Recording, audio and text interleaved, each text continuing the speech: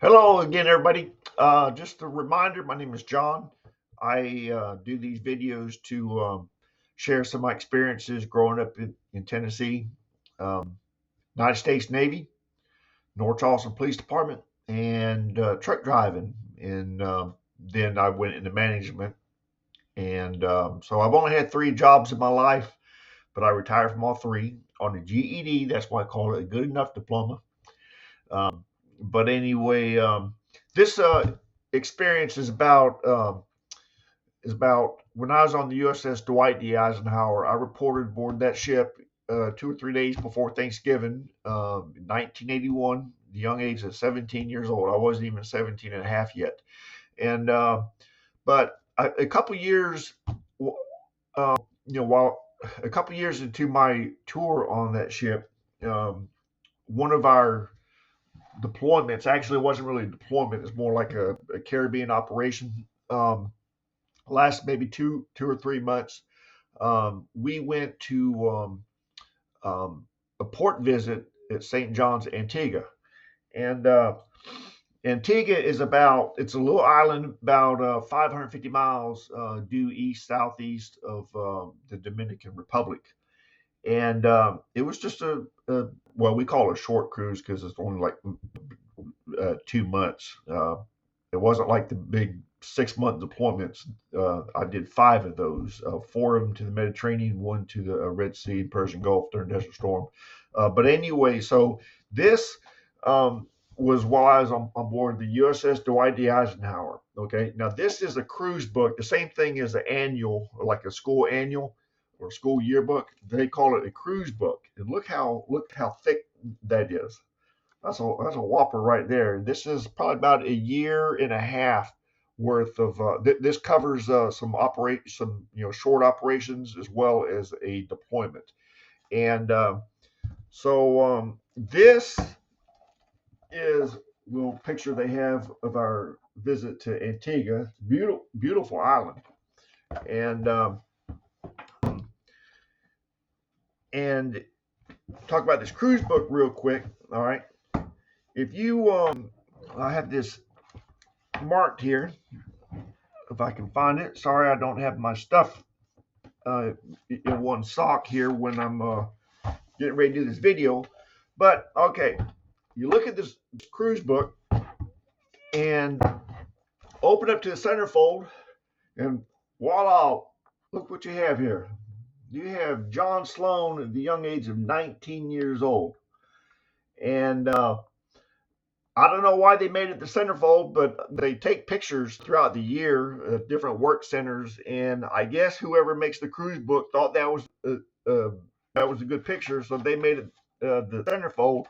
And if you turn the page, I was in CS division, stood for communications signals, okay, because I was a signalman, and so uh, let me see.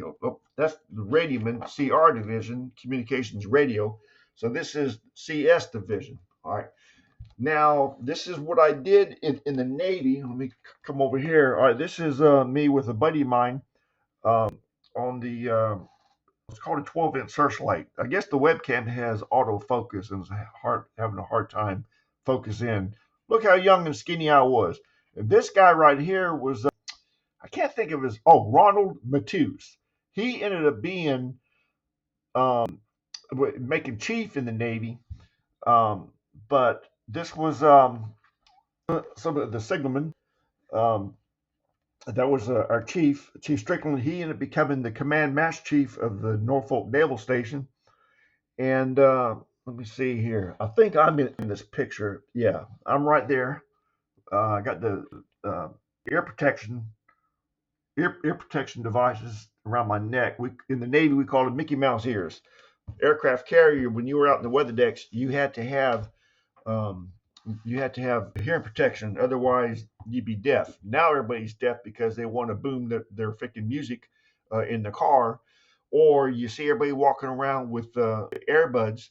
And when I do Uber and Lyft, I'm in the front seat and I can hear the music coming out of their earbuds in their ear. And I believe that's why Medicare no longer covers hearing because everybody abused their ears and the government got smart about that. Said, you know what? Anyway, I'll apologize getting on a little tangent. If you haven't noticed in my other videos, I'm very opinionated. And it seems like the older I get, the worse I get. This is my cruise book photo. Everybody remember in school when you had to go get your pics taken? Well, you have to do that in the Navy on the ship too. But that is me. Um, I was SN Signalman Seaman E3 then. But anyway, so let me go on to this experience real quick before y'all getting bored. So we did a port visit to Antigua, and beautiful island down in the Caribbean, not too far from the equator. Well, went on Liberty Call. In the Navy, Liberty Call is when you get off the ship and you're on your own time. Rest, relaxation. So I spent all day or most of the day out on the beach, swimming in the ocean, and it was a really fun experience. And that water was so clear that this ship that I was on, the Dwight D. Eisenhower, the draft was 45 feet. The flight deck is 70 foot above the water, and my workstation was like 120 feet from the water, and you could be on the signal bridge where I worked, and you could look down and actually see the bottom of the harbor. That water was so clear. That's the only time I've ever seen the bottom of the harbor where we was at, on the ship. In fact, I think any ship. So I went on Liberty and spent the time at the beach, and I was having a good time. I wasn't really much of a drinker. I don't even think I drank while we was swimming out on the beach. But anyway, some friends of mine that was worked with me on the signal bridge, that was out on Liberty with me. We all decided to go to the casino. And at that time, I'd never been to a casino. And if you go to a casino, you can drink. I apologize, I keep saying, and I keep saying anyway. I gotta break myself of that. I was drinking a pina colada because I couldn't stand beer, and the pina colada, tasted pretty good. But I started feeling bad, and I started getting the chills. And this was about the time that the sun started going down. And I told my buddies, "Look, I'm going back to the ship." And I knew that it was going to be a little while before he got back to the ship because the ship has 6,000 people on it, and a third of the ship was, or 2/3 of the ship was on Liberty, because we were 3-section duty while we were anywhere in port. So 4,000 sailors was on Liberty, and I knew that it'd be a while before I was able to get from Fleet Landing onto one of our motor whale boats or utility boats that had to ride back and forth to the ship, because the ship was anchored out about 3 miles, 4 miles out in the harbor.